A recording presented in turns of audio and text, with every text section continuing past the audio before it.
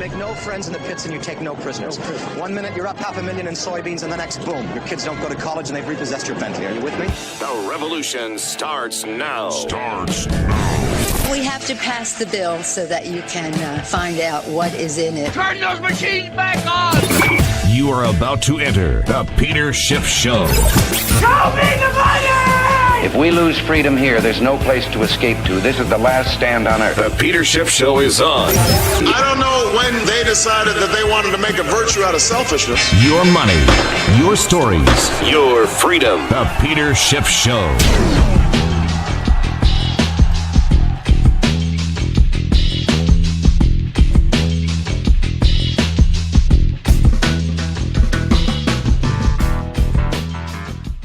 This episode is sponsored by OneSkin. By focusing on cellular aspects of aging, OneSkin keeps your skin looking and acting younger for longer. For a limited time, get 15% off. Use code GOLD when you check out at oneskin.co. Start your new scientifically proven skin routine today with OneSkin. This holiday season, invest in your skin's long-term health because healthy skin is a gift. This episode is sponsored by Lucy. Go to lucy.co/gold and use promo code GOLD to get 20% off your first order. Lucy has a 30-day refund policy if you change your mind. Again, that's lucy.co/gold and use promo code GOLD to get 20% off. The Peter Schiff Show.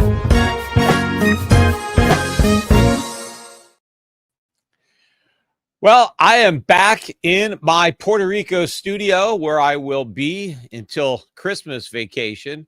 On my last podcast, I started off by talking a little bit about the history of Thanksgiving. And I wanted to start off today's podcast by speaking a little bit about Black Friday, which immediately follows Thanksgiving, which falls on a Thursday. And, you know, the origin rather of the term Black Friday, you know, it wasn't created because that was the day that there was just a bunch of, you know, doorbuster blowout sales.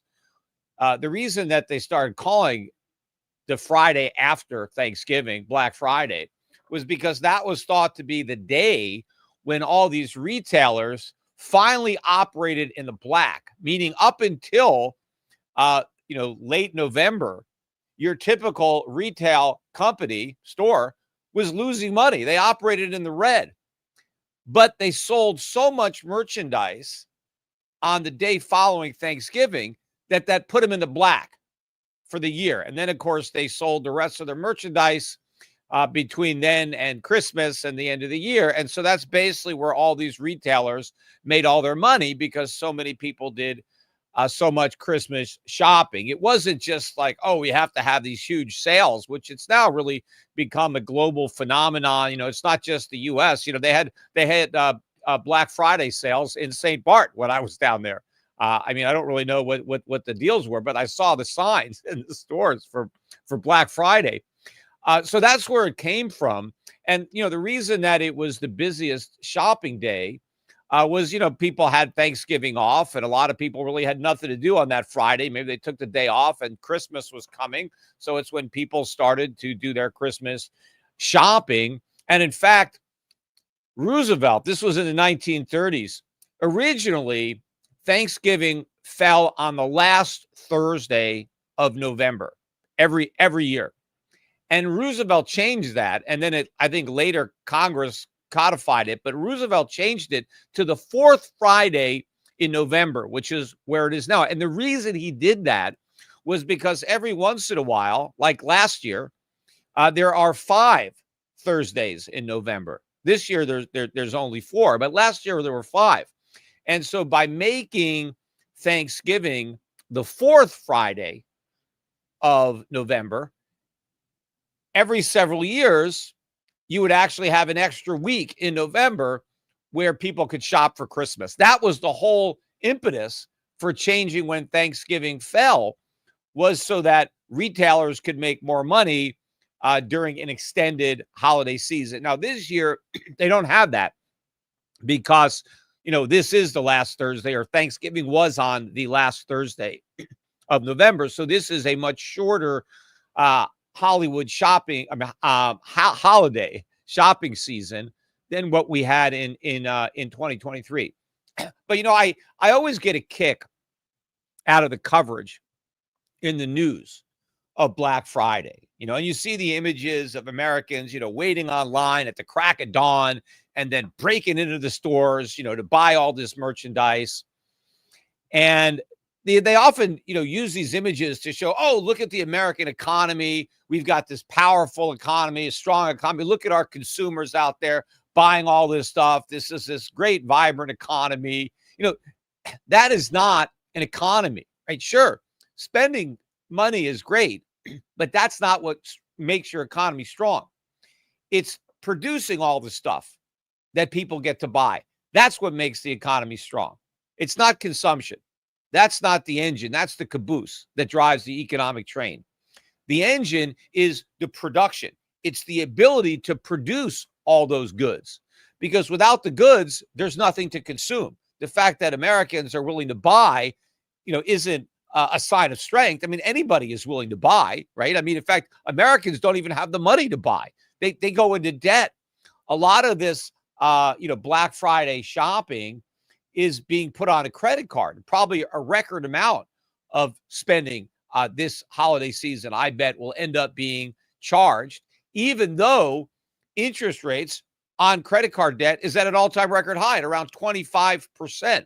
So we are not spending ourselves into economic prosperity. We're spending ourselves into a national bankruptcy. I mean, it really is a disgrace that Americans that, are already, in such deep trouble. If you look at Americans' financial predicament right now, where Americans are drowning in debt, they have record low savings, record high debt, they shouldn't be shopping at all this Christmas. They should be just, having a good Christmas, but just not giving a lot of gifts.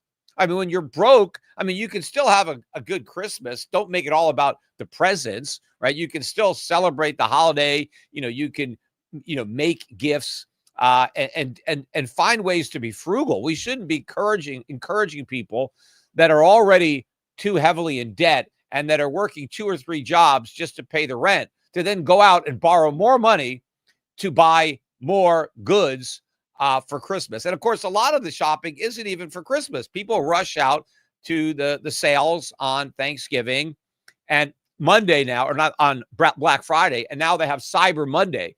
That came around maybe 20 years ago, right? Because the online retailers who still do Black Friday sales, right? All these online companies, they don't just do Cyber Monday. They do Black Friday and Cyber Monday. But Cyber Monday was the e-commerce answer to the brick and mortar Black Friday. And so they're having their sales. And a lot of the people who shop on Black Friday now and Cyber Monday, they're not even buying presents to give, as gifts. They're buying stuff for themselves. In fact, a lot of people hold off on their purchases for themselves. They wait for Black Friday or Cyber Monday because they know they're going to get a sale. And so that's when they buy, right? So instead of buying something for yourself, in August or September, you just wait for Black Friday in November and you do all your personal shopping, because a lot of this stuff isn't even gifts, right? This is people just buying stuff that they want. But Americans shouldn't even be buying when they're already so broke. They should be saving. We should be encouraging that, not encouraging people that are broke to go out and incur more debt to buy more stuff that they really don't need. Oh, by the way, as long as I'm mentioning Cyber Monday, Schiff Gold is going to be having a Cyber Monday sale. We're going to join in the fray because we got a great deal on South African cougar ants. So we were able to lock in a really low price. And for Cyber Monday, we're going to be selling these cougar ants for as little as $64 per 1 ounce coin over spot. That is a really, really low price. You're not going to find it that cheap, I don't think, anywhere else. So if you want to buy some more gold, which everybody can always buy some more gold, especially at these prices, because I think we're going a lot higher, then on Monday, and they may even have the deals up on Sunday night. Probably will start Sunday night. I'm doing this podcast Sunday night, but they'll be up all Monday. The Cyber Monday sale on a 1 ounce South African cougar ants. But getting back to the Black Friday or Cyber Monday, we should not be encouraging this kind of reckless consumption, especially when Americans are borrowing the money and pretty much all the products that Americans are buying on Black Friday and Cyber Monday are imported. Right? So we're not buying stuff that was made in America. We're buying stuff that was made every place but America. And so all of this spending just increases our record high trade deficits. So which economies are the strong economies? The economies that are producing all the goods that Americans are buying on Black Friday and Cyber Monday, or Americans who are buying all the stuff that they didn't produce, right? Because if we had domestic production, we would have been able to produce the stuff ourselves. This is a concept that, so many people still don't get.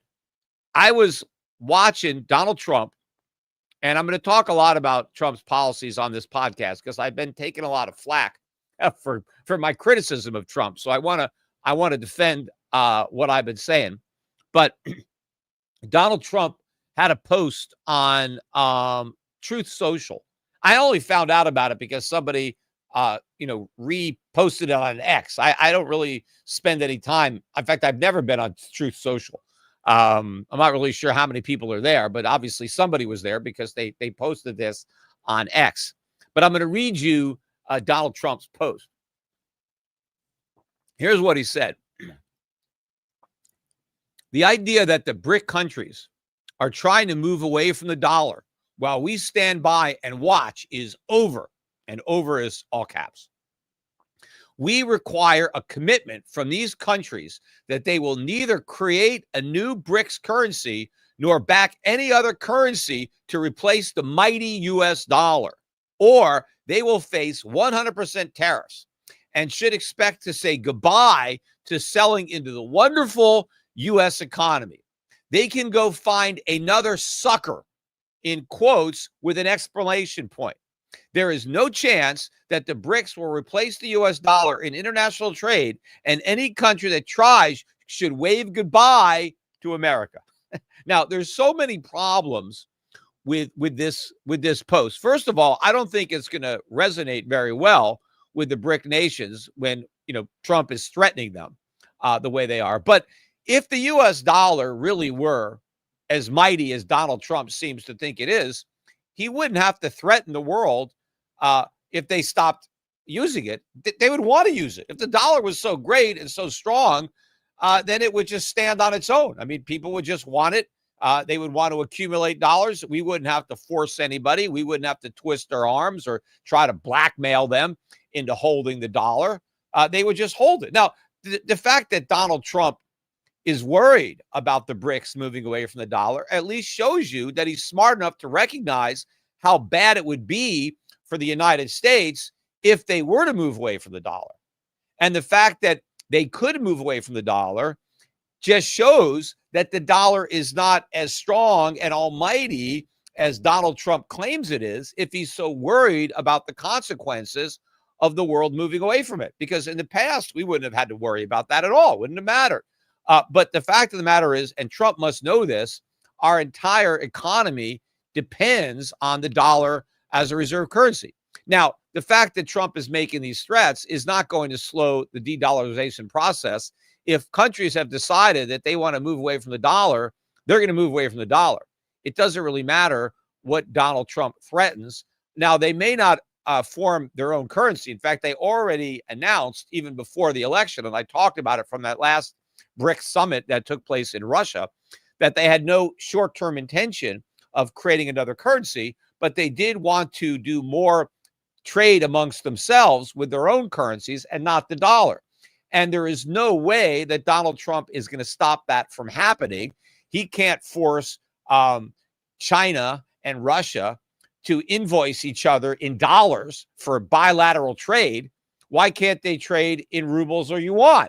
Right. And that's what they're going to do. And they're going to do that more and more. But the funniest part about it, and this is what I'm going to talk about mostly after this next commercial break, is the idea that Donald Trump thinks America is the sucker in this relationship, meaning that Americans are getting all this stuff that foreigners are producing, and all we're doing is printing money and paying with that.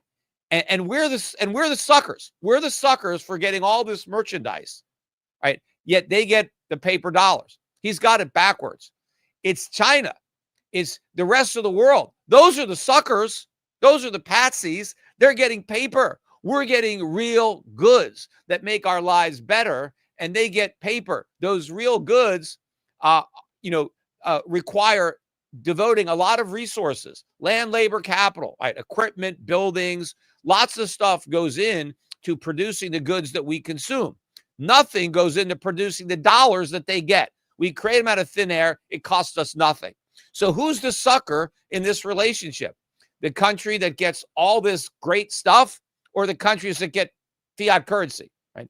They're the suckers. Trump has got it backwards, and I'm going to explain that more in a minute. So don't go anywhere. We'll be right back. The holiday season is tough on skin. Colder weather, stuffy indoor heating, and nonstop festivities can lead to a dull, dehydrated complexion. That's where today's sponsor, OneSkin, comes in. Their scientifically proven products are designed to support your skin at the cellular level, so it looks and feels healthier and holiday ready. OneSkin focuses on skin longevity, not just surface level improvements. It's all thanks to their proprietary OS1 peptide, the first of its kind to switch off the cells that cause skin to become more vulnerable. Don't just take my word for it. OneSkin has over 6,300 5-star reviews for their moisturizers, cleansers, and sunscreens. What I like most about OneSkin is the science behind it. They're not just selling you a product. They're offering you real proven ingredients to tackle aging at the root. I've tried it on my face, around my eyes, and my hand, areas that are always in the sun and show age faster than we'd like to admit. My skin feels smoother and healthier. It's really straightforward to use. Just cleanse, dry, and apply twice daily. OneSkin is the world's first skin longevity company. OneSkin addresses skin health at the modular level, targeting the root causes of aging so skin behaves, feels, and appears younger. It's time to get started with your new face, eye, and body routine at a discount rate today. Get started with 15% off by going to oneskin.co and using code GOLD.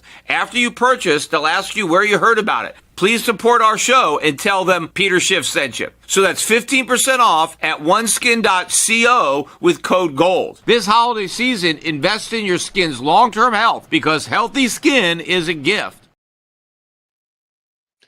Okay, so Donald Trump believes that Americans are suckers for allowing the rest of the world, in particular the BRIC nations, but pretty much everybody else, by allowing them to provide us with all sorts of consumer goods.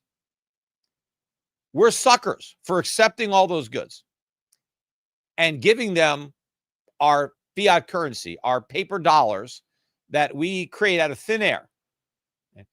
In order for foreigners to supply us with goods, they have to produce those goods. That means they have to take resources and devote those resources to the production of those goods, meaning that those resources are not available for other things. They have been diverted to produce the things that we need at the expense of the things that they need.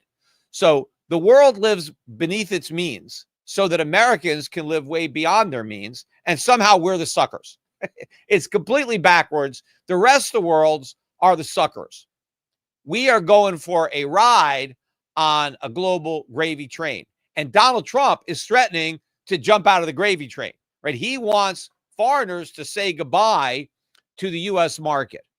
Well, if foreigners say goodbye to the U.S. market, then Americans have to say goodbye to all those goods. So I want to go over all the goods that we would have to say goodbye to. If Donald Trump were to carry through with his threat, right, to impose a 100% tariff or whatever, to make sure that all these nations say goodbye to the American market, right? What would America have to say goodbye to? Well, I just jotted down these categories of goods, and I'm going to go over them one at a time. So consumer electronics, 90 to 95% of all the consumer electronics that Americans buy is imported. 90 to 95%. So if the countries that produce all those consumer electronics, if they have to say goodbye to us, then we have to say goodbye to consumer electronics, right? What are we going to do in America if 90 to 95% of the consumer electronics are gone, right? All we have to buy is the 10% that we have left. First of all, can you imagine how expensive they would be, right? You reduce the supply by 90 to 95%, and now we have to bid for what's left. Plus, what's left is probably not nearly as good as what we no longer get. So we import 90 to 95% of our consumer electronics. So other countries have the ability to produce these goods. We don't. If we could produce them, we'd be doing it right now, but we're not. We're relying on foreigners to produce 90 to 95% of our consumer electronics. What about furniture? 70 to 80% of the furniture that Americans buy is imported. That's a lot. So could you imagine if we had to say goodbye to all that furniture? How expensive would furniture be in America if you took away 80% of the supply and all we had left was the, 20, 30% that we make here in America? Imagine, right? Toys, Christmas, holiday season. 95% of the toys that Americans are going to buy for Christmas are imported. 95%.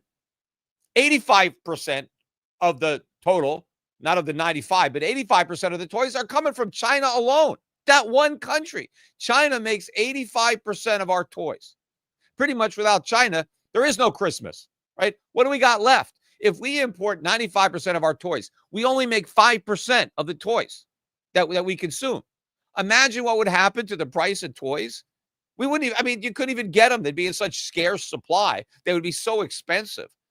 Our Christmas is made in China, right? Without China, we cancel Christmas. So if Trump wants China to say goodbye to America, well, America better say goodbye to Christmas, which might not be a bad idea, given what I already said about how broke we already are.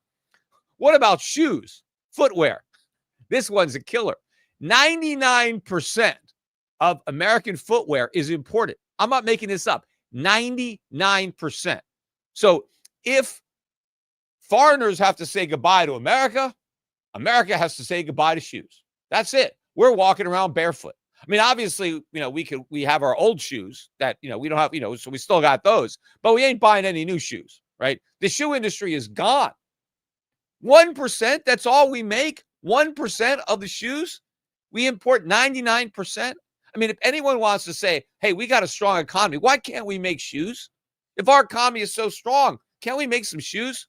Right? What's the big deal about making a shoe?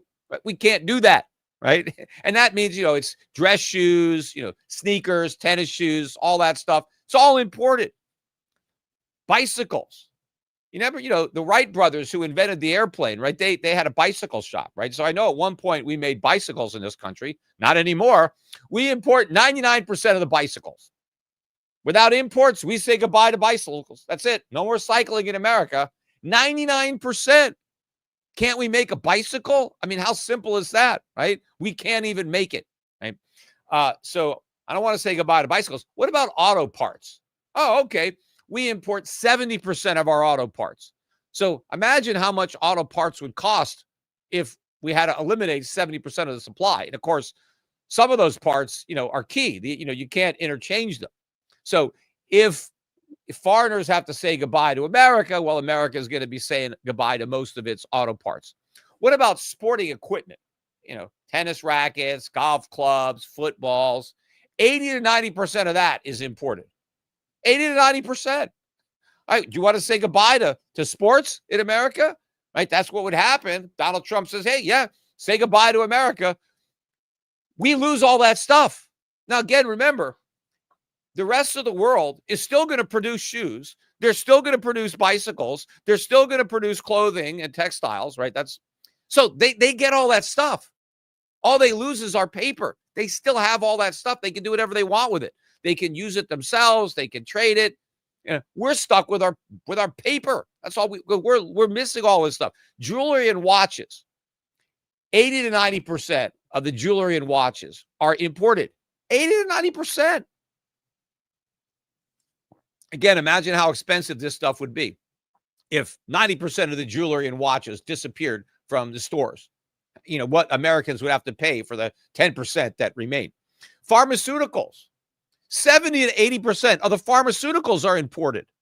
70 to 80%. That's a lot.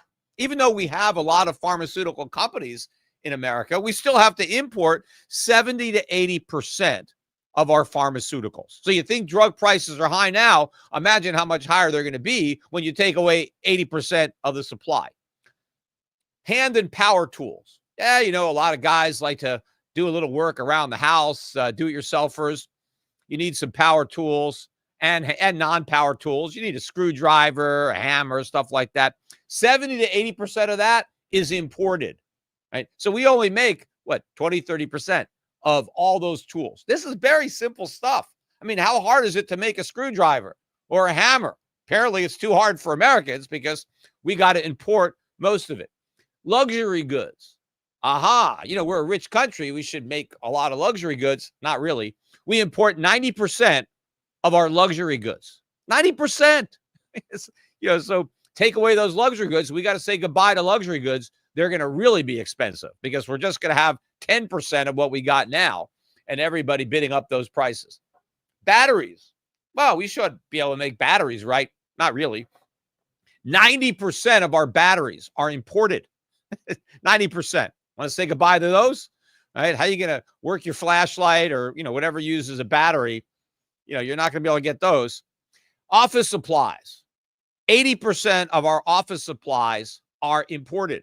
What is it? Paper clips, Scotch tape.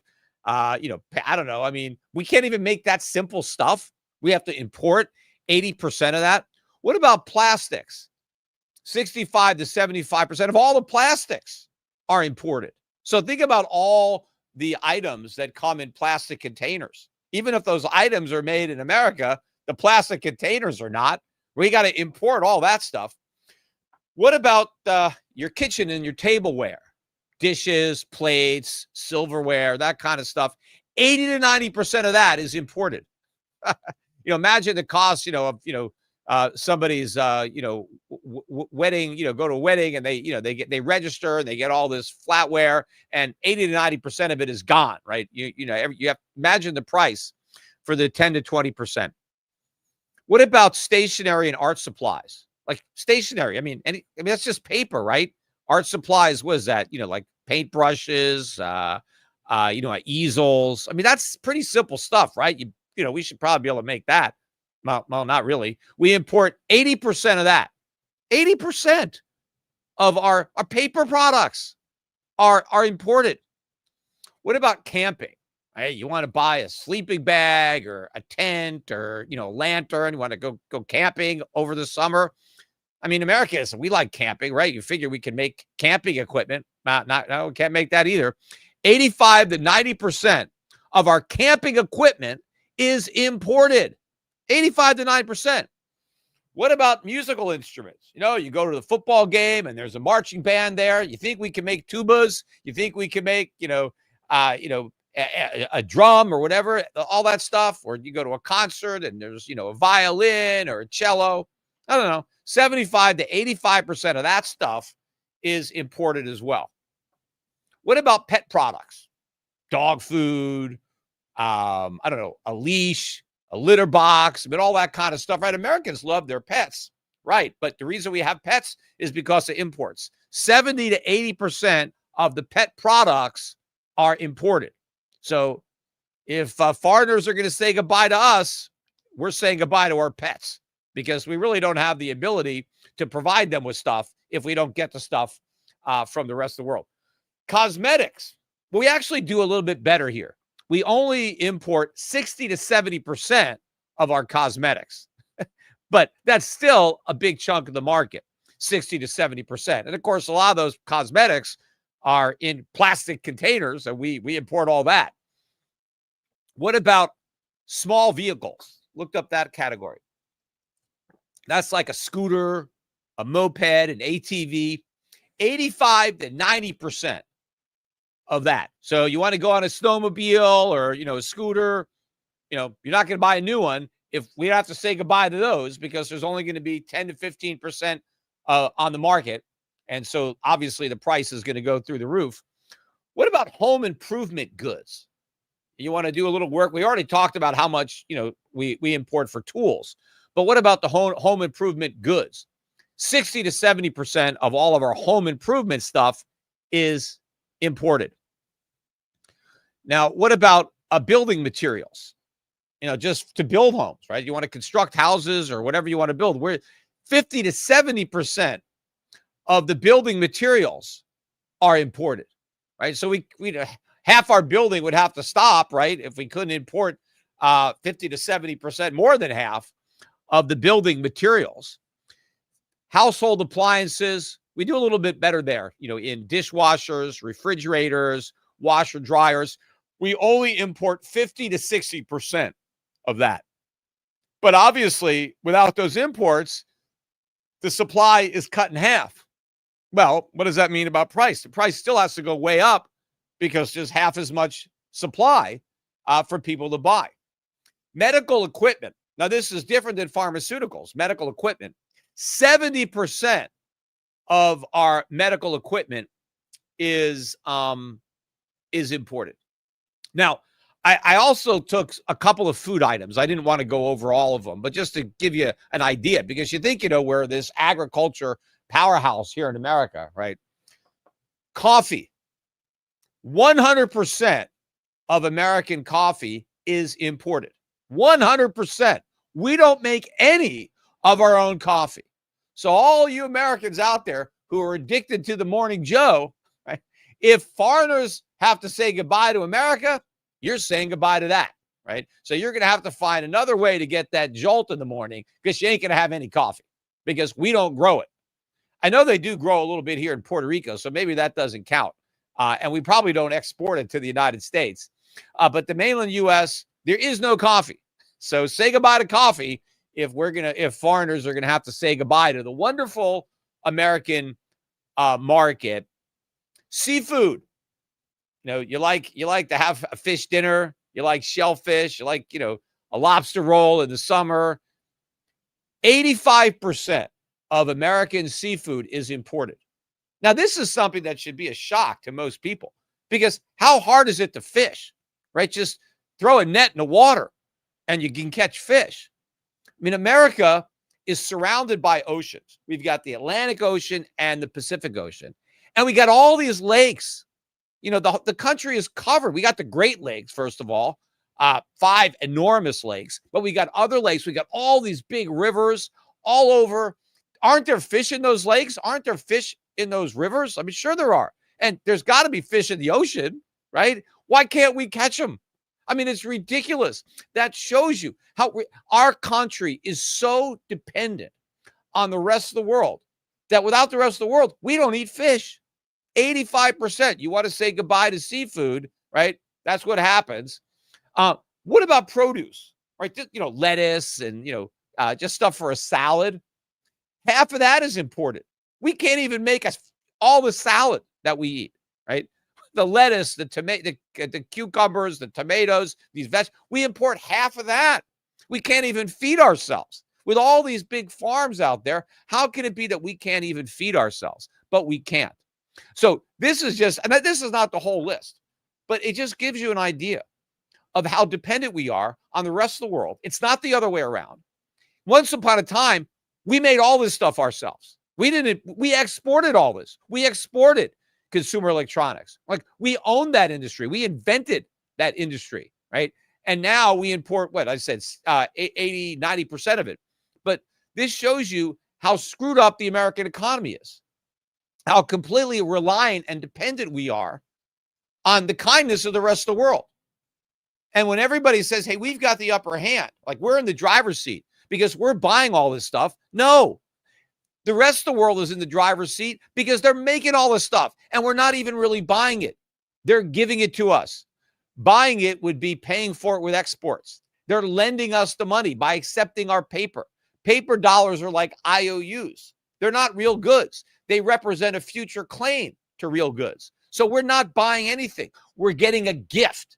And if we're getting gifts, then they're the suckers for making the gifts. They're the suckers for making loans that we'll never repay. Anyway, we got one more commercial. I'll be right back. So stick around. Let me ask you something. Have you ever looked into nootropics? These are supplements or substances often used to enhance cognitive performance, like focus, memory, and mental clarity. Here's an interesting fact. Nicotine itself, separate from tobacco, is considered a nootropic because of its potential cognitive benefits. Unfortunately, tobacco has given nicotine a bad rap, but when it's delivered in a clean, smoke-free form like Lucy offers, it's a different story. Lucy's products are made with 100% pure nicotine and are always tobacco free. Now, let me be clear. I'm not planning to start using nicotine myself, and I wouldn't recommend that others start either. However, for those of you who already use nicotine, Lucy is an absolute must try. In fact, when Lucy sent me samples, my friends who already use nicotine were clamoring to try them. One thing they loved, and I do too, is Lucy's breakers. These are nicotine pouches with a unique liquid flavor capsule. You can let the capsule dissolve over time, or for an instant burst of flavor, just break it with your teeth. Let me demonstrate. Before I slide this Lucy pouch between my upper lip and gum, I'm going to pop the capsule with my front teeth. Listen to this.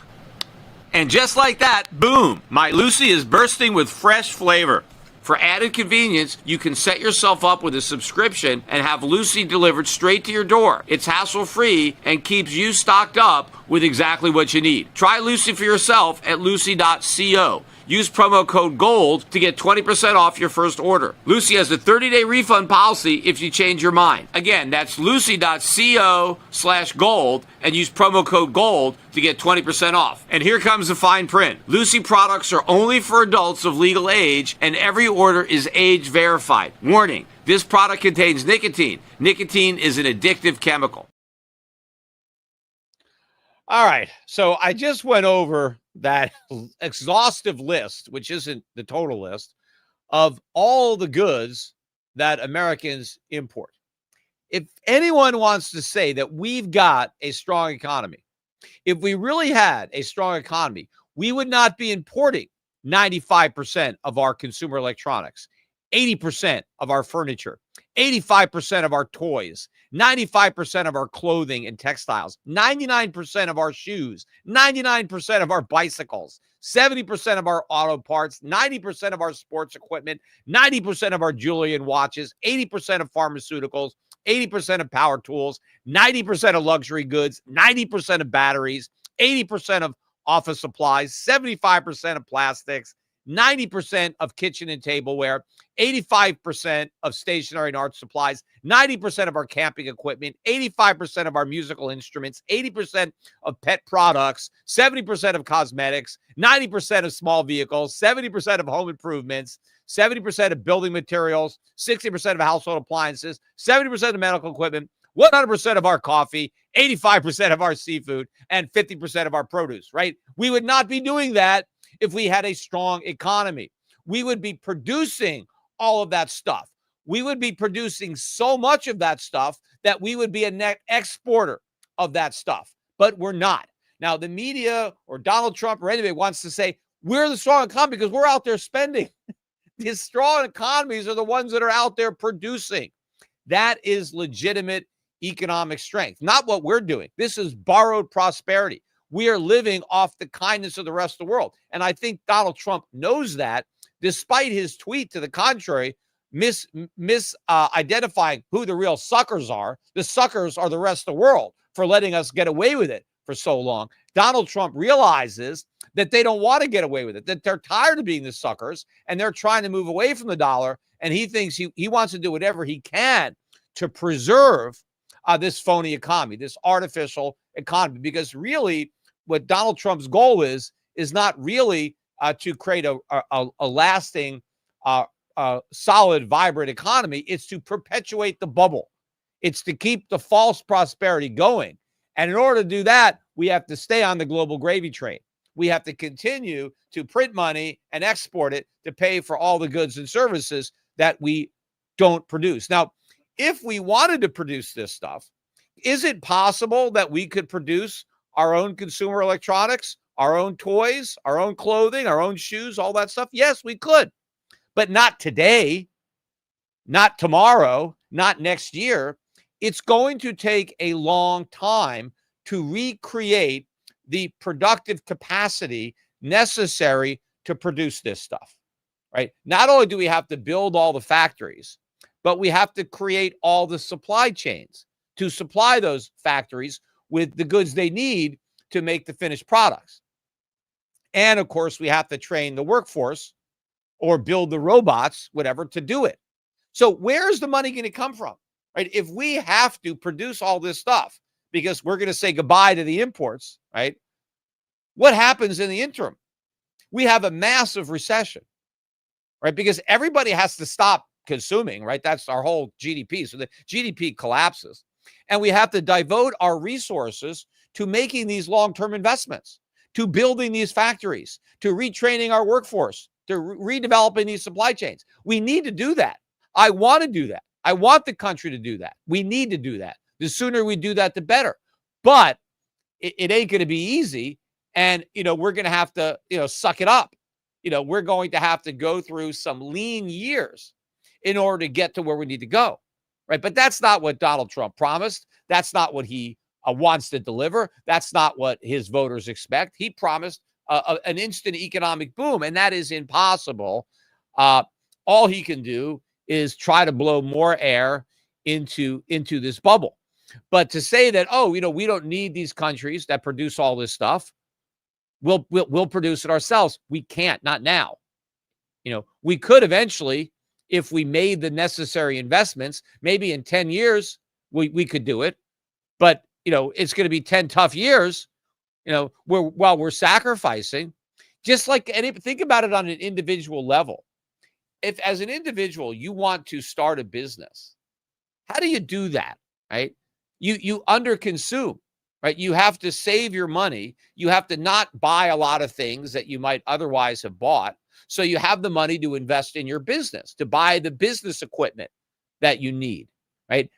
So you're sacrificing your quality of life in the short run. You're doing without things because that's how you free up the resources to invest in this business that in the long run could produce enough income for you that will make up for your short-term sacrifice. So you have to cut corners for a while and work really hard and sacrifice on things and don't do things that your friends are doing because you're taking that money and instead of going on a vacation, you're investing it in your business.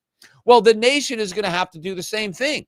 If we're going to invest in reindustrializing our country so that we can say goodbye to the BRIC nations, so that we don't need them anymore to produce what we consume, we're going to have to stop doing a lot of other things so that we can make that investment. And that means a massive recession in this country. There is no way to get from where we are to where we need to be without a massive recession, which is why I'm so confident that it's not going to happen.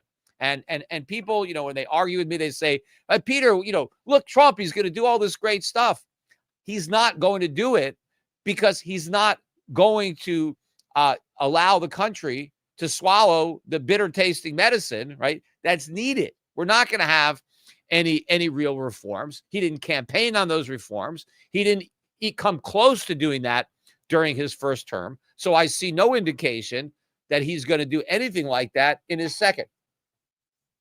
But I want to address a couple of issues in particular that I've been getting some flack on from my criticism of Trump. And again, there are things about Trump that I like, and I'll compliment him, where he deserves to be complimented. But the more important thing right now is to push back against the things that I think are wrong. And so one of them is the deportation of all the illegals. And I've noticed a lot of comments and people like, taking issue with my criticism and say, look, we got to get rid of all these illegals. Trump is right. They're breaking the law. Let's kick them out. Right. And they assume that I'm okay with an open border policy. And I don't mind that the illegals are here. And that's not where my criticism is coming from. First of all, I would like to have a strong border. I think that's important. But I also think we should have an immigration policy that makes it very easy for honest, law-abiding people to come into the country and work, right? Anybody who wants to come here and work, as far as I'm concerned, you're welcome, right? The more people that want to work, the better. right? Labor is a resource, right? And the more of that resource we have, the better we all are, better off we are. So yes, if you're an honest, hardworking person of whatever creed or color or nationality or whatever it is, you want to come in and do an honest, hard day's labor, or you want to come in here and start a business, or you have some valuable skills, come on in, right? I don't want the criminals coming in, so we could have a process, a vetting process, a slimmed down border policy to try to keep out people that have a history of criminality. Do I like it if people come in from other countries and go on welfare? No, I don't like that at all. I don't like it when native-born Americans go on welfare. Yes, it is a problem if people come in from other countries and go on welfare. The solution is not to keep people out, but to reform welfare, get rid of it, right? I don't want anybody qualified. Turn off the magnet, right? If you think that people are attracted by the magnet of our welfare state, then turn it off, right? Then maybe Americans who want welfare will leave, right? I'd rather have foreigners who want to work come into the country, and the Americans who don't want to work, they can leave, right? That would make the country a lot better off as far as I'm concerned. What I also don't like about the idea of we get to keep people out is when Trump says, well, it's lowering wages. We got to keep the foreigners out because they're taking your jobs, right? That was a big campaign promise by Trump. He got a lot of support from the labor unions that would normally go for the Democrats because he promised to protect their jobs, keep out the immigrants who are taking your jobs or keeping your wages down. Look, nobody has a right to a job. Nobody owns a job. The job belongs to the person who creates it. If you start a business and decide to hire somebody, right, it's the business owner who has created the job. Without the company, without the employer, the entrepreneur, there is no job, right? Everybody can work in this country for themselves. Everybody has a right to go out and work. Nobody has a right to a job because a job implies that somebody has hired you and is paying you. So a job is not created by the worker. Workers just work, right? Everybody can be self-employed. The job is created by the employer. That's where the job comes from. Workers accept those employment opportunities that have been created by the employer. And so the employer has the job, and the employer has the right to hire whoever he wants. So the government shouldn't keep workers out because that limits the entrepreneur's labor pool, right? If I want to start a company and hire people, I should be able to hire whoever I want, right? And I don't want the government keeping people out of the country that I might want to hire. If there are some talented, hardworking people that want to come into this country so that I can hire them, I want that. I don't want the government preventing me and forcing me to hire an American because that, I have to pay him more money or maybe he's not as good. Why? I want to live in a free society, in a free country.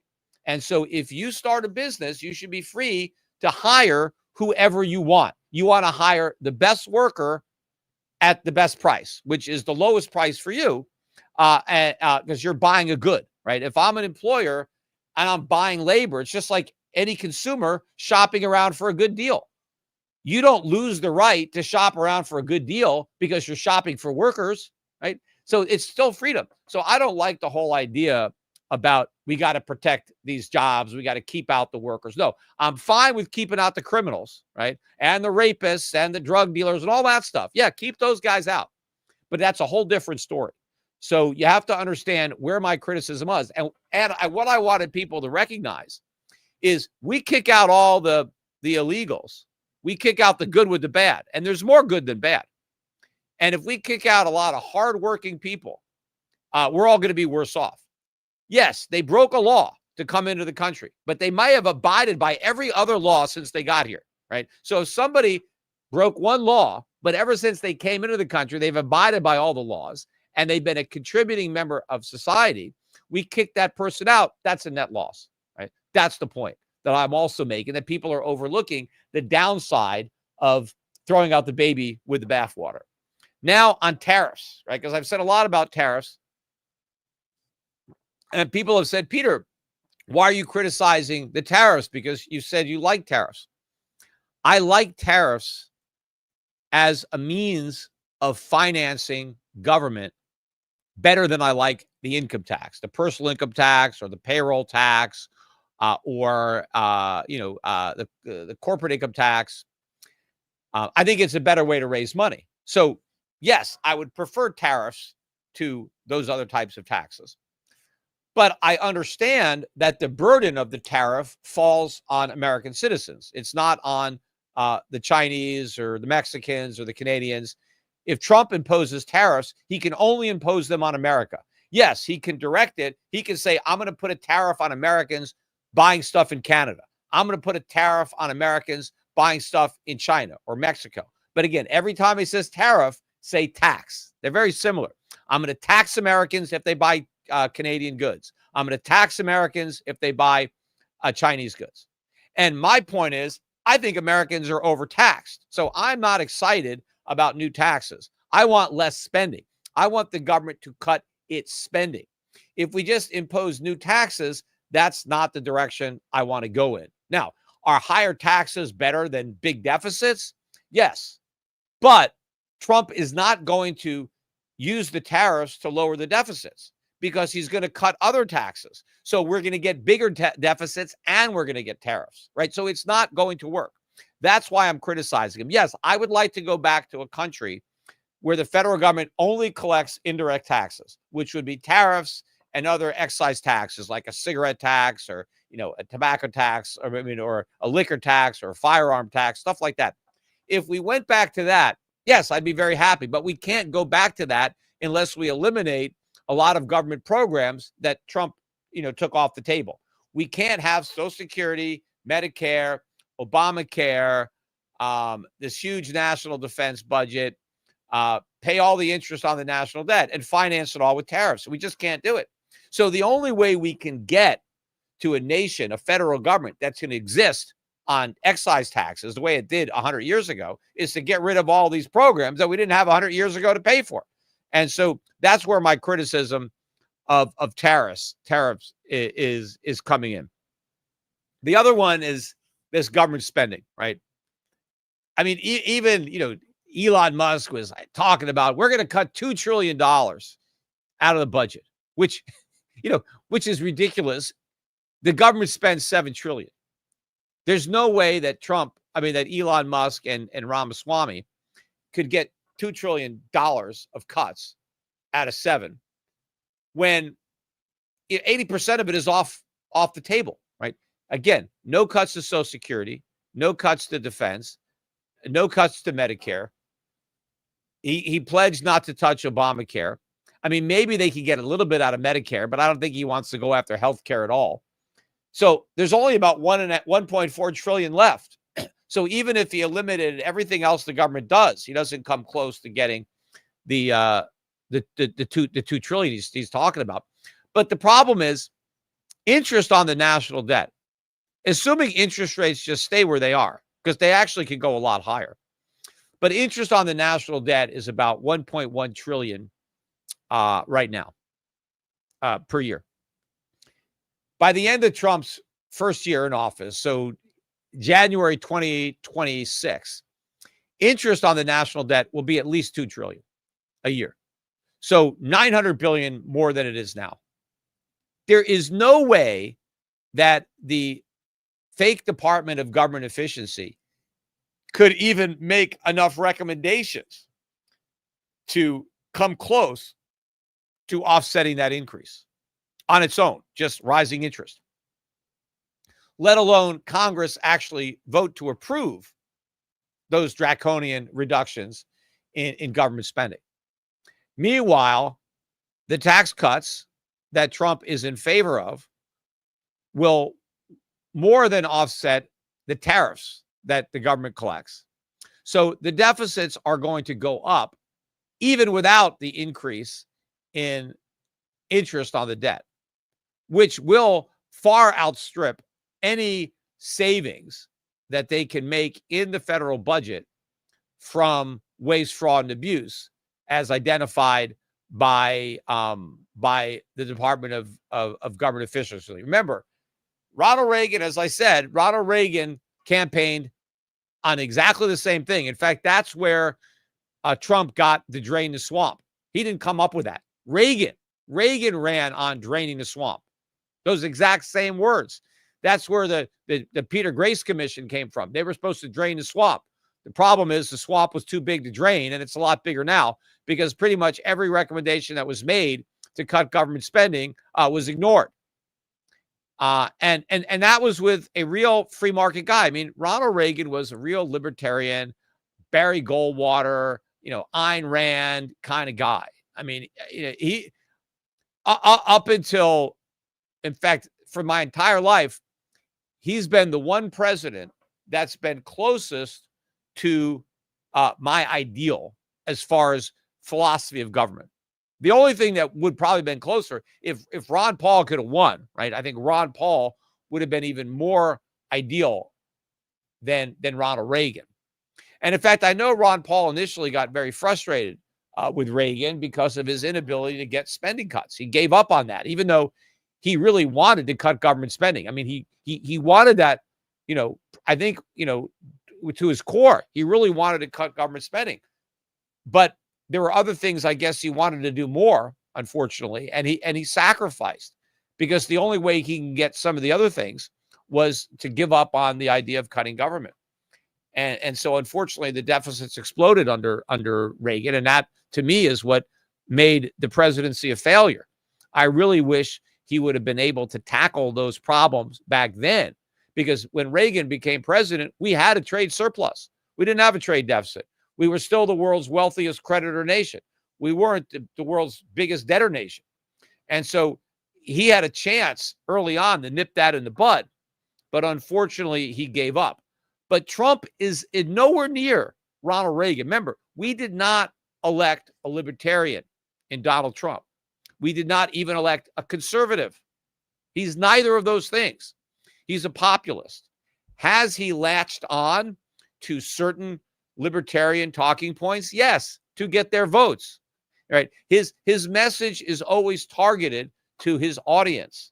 So, you can kind of read into it whatever you want. I mean, he's saying the right things to all the right people. So a lot of libertarians think, oh, the guy's a libertarian, right? Because he wants to cut down a lot of government. Yeah, he said that to get the votes of the libertarians, right? He's a good politician.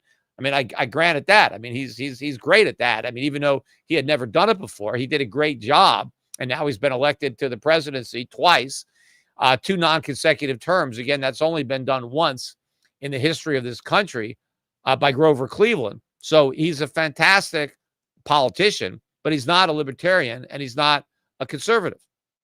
I mean, he was a Democrat for a good part of his life before he became a Republican, like a lot of people in New York were Democrats. He look at how much he embraced Bitcoin, right? Does he like Bitcoin? No. Again, go back to what he said before he was counting the votes and the dollars. He said it was a fraud. He said it was a con. I don't like it. I'm not a fan. It doesn't have any real value. It gets its value out of thin air. Yes, he understood it. But when he ran for office this time and realized that there was a lot of campaign donations because the crypto community was a lot richer now than it was back then, because Bitcoin is a lot higher and they've made a lot of money and they can spread it around Washington, D.C. So all of a sudden, oh, yeah, now I like Bitcoin, right? Politicians flip-flop all the time. And that was a flip-flop, but it wasn't a epiphany. It's not like he decided, gee, I was wrong about it. And now, no, it was an expedient position to take that cost him no votes, that gained him a tremendous number of votes and a lot of donations. So I know where Trump is coming from with that respect. And so that's why I'm not just, caving in to all the optimism. Yes, this is it. It's finally going to happen. We're going to dismantle the government. No, we're not, right? This was not a referendum on dismantling the government, right? It was a rejection of the status quo.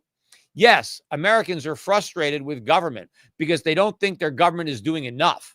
That's why most people are frustrated. They don't want the government to do less. They want the government to do more. People think the government didn't do a good enough job of solving their problems. So they want another government that will do a better job of solving their problems. If Donald Trump had really run a campaign on freedom, on self-reliance, on individual responsibility, he would not have won. because that's not what the American electorate wants. They still want to get taken care of. They still want free stuff. They don't want freedom. They want free stuff. And so that's still where we are as a nation. And I think Donald Trump still has his finger on the pulse of the nation. And so I think all of this hype and hysteria about, these, Malay type, slashing and burning of government is going to fizzle out. But in the meantime, yes, the markets are happy about it. Although in reality, the markets shouldn't even be going up. The reason we have such expensive markets is because we have a bubble economy. It's because we have all this cheap money and artificially low interest rates. If we actually did what we needed to do to make America great again and to reindustrialize so that we don't have to import so much, the stock market's going to come way down, right? So we have to free up resources into the real economy. And that means we have to starve the financial economy of those resources. So stock prices have to come way down. Interest rates have to come up. So the stock market doesn't even realize that. The stock market's rallying because of what they think Trump's going to do. If he actually did that, the stock market would have to come down. Yes, deregulation is going to help companies, but if we have to start producing again, and if we have to start saving again, all that is going to be very disruptive to the bubble in the stock market and the bubble in the overall U.S. economy. Anyway, that's it for now. I'm running out of water, so I'm running out of the ability to talk. But again, if you like this podcast, don't forget, thumbs up, comment on it. And I keep reading some really, really good newsletters that we're putting out at Schiff Sovereign. So if you haven't signed up for Schiff Sovereign yet, make sure and do that. Make sure and also call the reps at Euro Pacific Asset Management to take advantage of all the opportunities now in the market. People are overvaluing the dollar. They're overvaluing U.S. stocks. They're building a lot of false expectations into the U.S. market. That's not going to happen. In the meantime, that's putting downward pressure on the foreign stocks that are even better buys now on a relative basis to the U.S. market. So talk to the guys at Euro Pacific Asset Management. And again, don't forget Cyber Monday sale on South African Cougarans at Schiff Gold. Bye for now.